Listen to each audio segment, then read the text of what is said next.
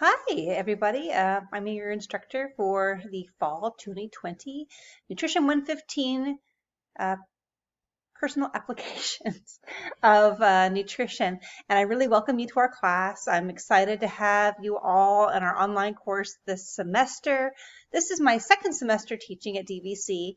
A little bit about me, though. I've been a dietitian for 17 years. I practice critical care nutrition at John Muir Health, and I'm also a certified diabetes educator.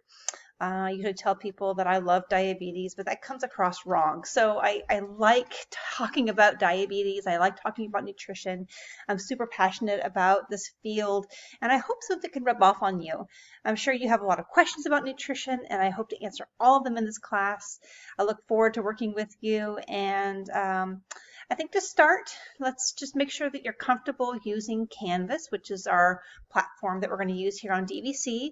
So take a look on the course and review the syllabus.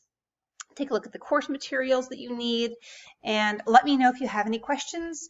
You can reach me on my email or my phone number that I have listed on the homepage. And if there's anything else that you need, just let me know.